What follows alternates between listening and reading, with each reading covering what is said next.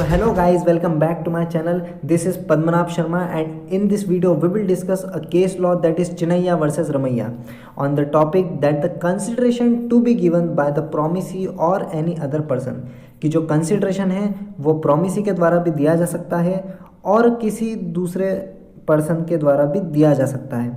इस चीज़ को और अच्छे से समझने के लिए हम इस केस को पढ़ते हैं चिन्नैया वर्सेस रमैया, जो कि कंसिडरेशन और प्रिविटी ऑफ कॉन्ट्रैक्ट पर बेस्ड है। सो आइए देखते हैं इस केस में क्या हुआ था।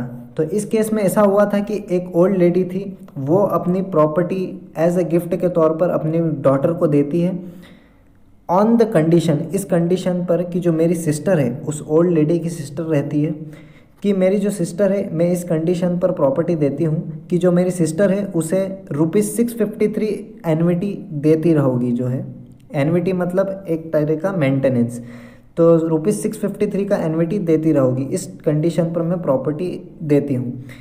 तो डॉटर जो है यहाँ पर एग्री हो जाती है, एक रिटर्न फॉर्म में एग्री हो जाती है और यहाँ पर एग्रीमेंट भी कर लेती है कि हाँ जो मैं ₹653 एन्युटी देती रहूँगी आपकी सिस्टर को।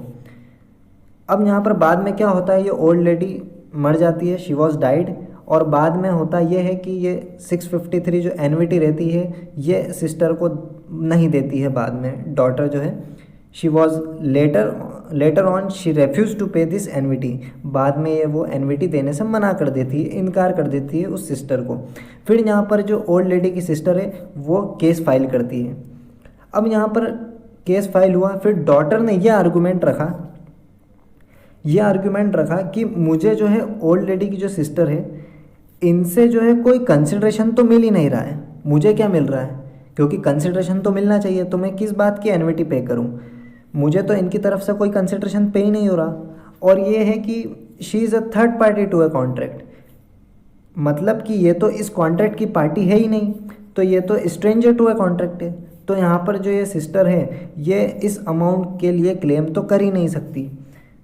तो कोर्ट ने यह बोला कि देखो जो है स्ट्रेंजर टू अ कॉन्ट्रैक्ट का एक एक्सेप्शन भी है कि अगर थर्ड पार्टी बेनिफिशियरी हो तो वहाँ पर केस फाइल करा जा सकता है। तो यहाँ पर ओल्ड लेडी की जो सिस्टर है वो बेनिफिशियरी टू अ कॉन्ट्रैक्ट है, भले ही third party to a contract है बट जो है बेनिफिशियरी टू अ कॉन्ट्रैक्ट है, तो यहाँ पर वो कोर्ट में केस फाइल कर सकती है। और दूसरी बात यह कि सेक्शन 2 क्लॉज डी में बताया गया है हमारे इंडियन कॉन्ट्रैक्ट एक्ट में कि ज़रूरी नहीं है कि प्रॉमिसी ही हमेशा कंसिडरेशन दे, प्रॉमिसी खुद भी कंसिडरेशन दे सकता है और उसके बिहाफ पे कोई दूसरा पर्सन भी कंसिडरेशन दे सकता है कि that the consideration to be given by the promisee और एनी अदर पर्सन। अब यहाँ पर जो है आपको सिस्टर से भले ही कंसिडरेशन नहीं मिल रहा है बट उनके बिहाफ पर किसी दूसरे पर्सन से तो कंसिडरेशन मिल रहा है, जो कि वो ओल्ड लेडी है।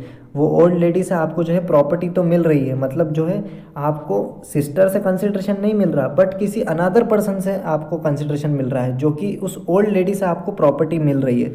तो यहाँ पर कोर्ट ने यही हेल्ड करा कि आप लायबल हैं और आप उनको लायबल ठहराया गया है और आपको है एन्युटी पे करना पड़ेगी। तो इस केस में ऐसा हुआ था और कंक्लूजन ये रहा कि हमारे इंडियन लॉ में जो है कंसिडरेशन में प्रॉमिसी भी दे सकता है और प्रॉमिसी के अलावा कोई दूसरा व्यक्ति भी दे सकता है हमारे इंडियन लॉ में। और वहीं इंग्लिश लॉ की बात करें तो वहाँ पर जो है प्रिविटी ऑफ कंसिडरेशन फॉलो होता है, मतलब जो है सिर्फ कंसिडरेशन सिर्फ प्रॉमिसी ही दे सकता है, कोई अन्य व्यक्ति नहीं दे सकता है। तो that's all for today. I hope you like this video and if you like this video so please like share and subscribe और कमेंट करके ज़रूर बताना कि वीडियो कैसी लगी। Thank you.